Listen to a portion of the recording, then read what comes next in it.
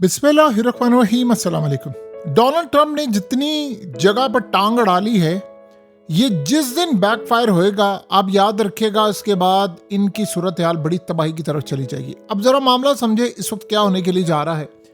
Iran ने कहा है कि हमारे मुल्क में एहतजाज की ट्रंप को परवाह है।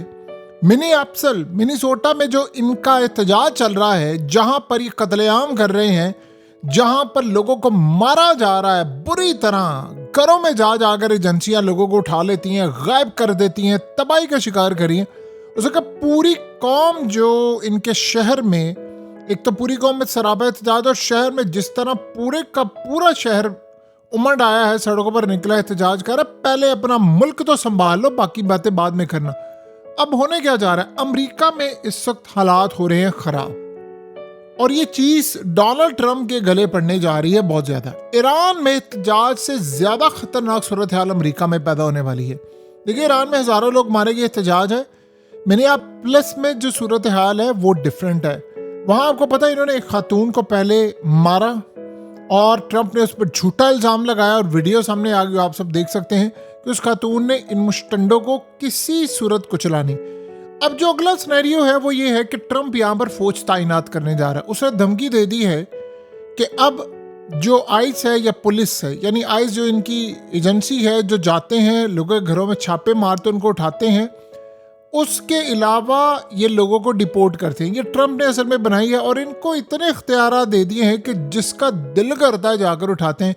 हम लोग अक्सर कहते हैं थर्ड वर्ल्ड कंट्रीज की पुलिस बड़ी गंदी है, एजेंसीज बड़ी बुरी हैं, ये बुरे हैं। आप यकीन कीजिए, अमेरिका के अंदर जो एजेंसीज और पुलिस का खेल है इतना शर्मनाक है कि वो थर्ड वर्ल्ड कंट्रीज की याद दिलाता है।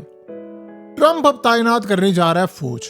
उसने कहा जी मैं फौज तैनात करने जा रहा हूँ सदर के इख्तियारात इस्तेमाल करते हुए।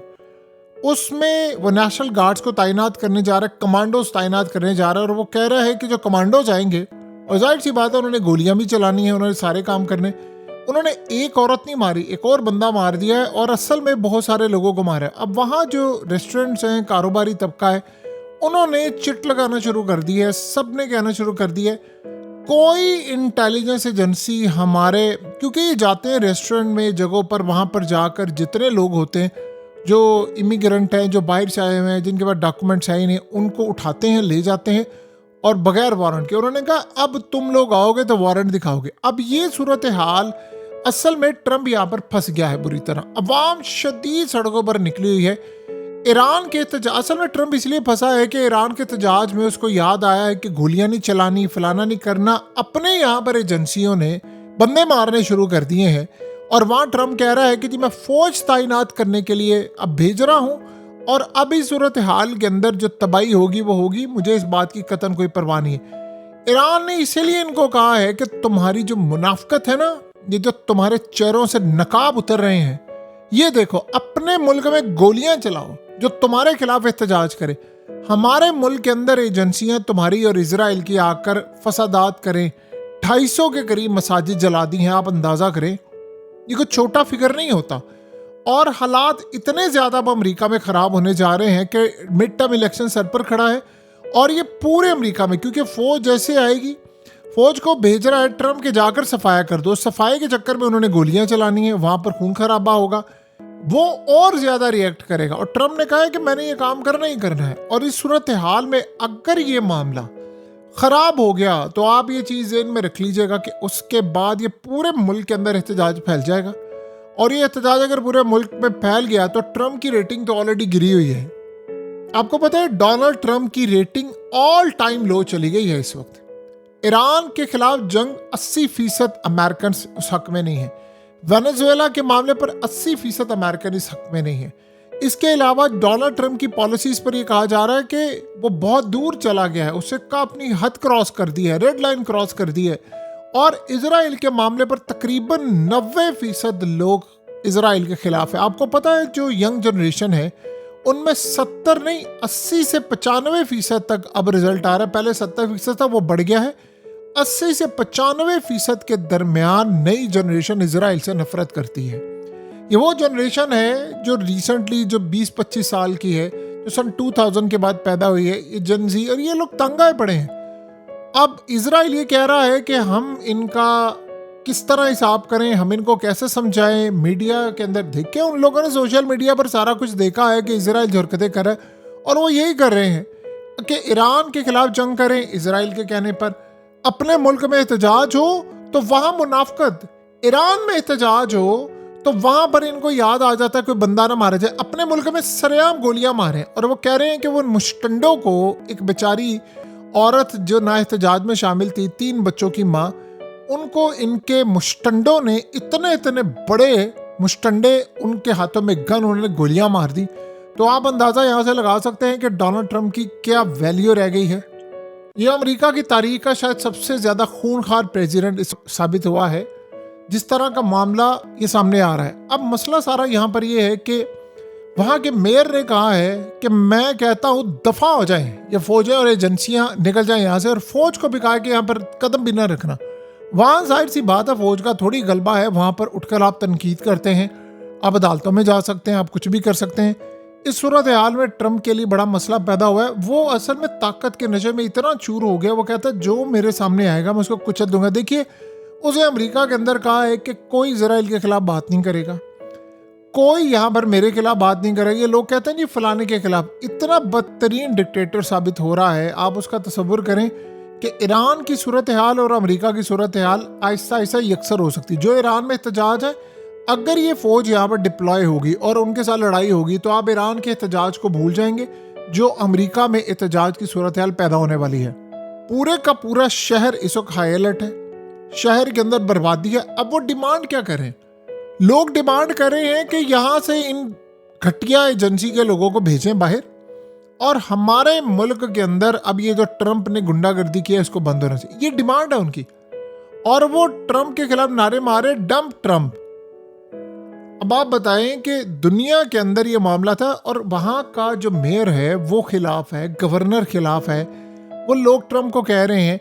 आप जरा ट्रंप के देखिए कि उसने कितने जगह पर पंगे लिए हुए। ईरान वाला मामला, उसके अलावा रशिया वाला मामला, ग्रीनलैंड वाला मामला, मिनियापोलिस वाला मामला, और दीगर जगहों पर वो कह रहे हैं कि एजेंट्स जितने भी हैं उनको हमने हर सूरत आगे रखना। अब एक नया सिस्टम ये कर रहे हैं। CIA की जानिब से वीडियोस जारी हो रही हैं कि हम चाइना के बारे में अब खबर रखना चाहते हैं, तो जो चाइना के अंदर लोग तंग हैं वो CIA से रब्ता करें, हमें डाटा भेजें, लिंक्स वो दे रहे हैं। आप अंदाज़ा करें कि चाइना के खिलाफ भी आखिरी हद तक अब जाने को तैयार है, और अपनी मूवीज़ में और अपनी दीगर चीज़ों में इन्होंने दिखाना शुरू कर दिया है कि कनाडा अमेरिका की 51 स्टेट बन चुकी है। यानी आप अंदाज़ा करें कि वो खाली यहाँ पर नहीं रुकने वाला। अब ट्रंप के, जिसे कहते हैं ना मुंह को एक दफ़ा खून लग जाना, ट्रंप के मुंह को ये चीज़ लग चुकी है। वेनेजुएला के सदर को हटाया, अब पूरा मुल्क कब्जे में लेने जा रहा है। यही वो चाह रहा है कि हम ईरान के साथ करें, ईरान के तेल को पूरी तरह पकड़ ले, कब्जा कर ले, सारी चीज़ें कर ले, ईरान के साथ ये सारे का सारा मामला हो। फिर उसके बाद हम इराक पर कब्जा कर लें, कनाडा पूरा मुल्क खा ले, ग्रीनलैंड ले लें। यानी आप अंदाज़ा करें वो डील क्या कर रहा है कि मैं पूरे का पूरा मुल्क संभालूंगा, ये हमारी कॉलोनीज होंगी। जिस तरह कभी बरतानिया का राज हुआ करता था इंडिया पर, दीगर जगहों पर, हर जगह। और इसी तरह डोनाल्ड ट्रंप चाह रहा है कि अमेरिका से बैठकर हम इन सारे ममालिक को चलाएं, हमारे पपेट वहाँ पर काम करें। और आप ये सोचें, ट्रंप की एक बड़ी खूबसूरत बात है, बड़ी अच्छी बात है कि वो जो बुरा काम करता है वो खुलकर करता है। यानी वो मुनाफकत नहीं दिखा रहा इस मामले में। वो कहता है हाँ मैं कर रहा हूँ, मैं लूट रहा हूँ, मैं ले रहा हूँ ग्रीनलैंड, मैंने उठा लिया है मडोरो को, मैं अब ईरान के प्रेसिडेंट को मारने जा रहा हूँ, मैंने सबके तेल चोरी कर लेना है। मैं खुलकर वो कह रहा है कि भाई हमने नहीं देना। वो कह रहा है हम पैसा ले लेंगे तुमसे। जो वो काम कर रहा है खुलकर कर रहा है, जो वो इसराइल का साथ दे रहा है खुलकर दे रहा है, जो बदमाशी वो कर रहा है खुलकर कर रहा है। उसको इस बात की कतन कोई परवाह नहीं है बाकी क्या कहते हैं, लोग क्या कहते हैं। वो कह रहा है हाँ मैं खुलकर कर रहा हूँ, जो तुम्हारा दिल करता है, जिसका दिल करता है आ जाए मेरे साथ, और मेरे साथ आकर दो दो हाथ कर ले। अब ये फौज उनकी तैनात होने जा रही है, हालात आउट ऑफ कंट्रोल है वहाँ पर। और उसके बाद अगली सूरत हाल ये है कि अगर यहाँ मामलात इसी तरह ख़राब होते रहे तो आप एक्सपेक्ट कर सकते हैं कि हम ईरान वाली सूरत हाल यहाँ पर देख लें। लोग असल में ट्रंप पर बहुत शदीद गुस्सा है। वो ये चाह रहे हैं कि अब ये आउट ऑफ कंट्रोल हो रहा है।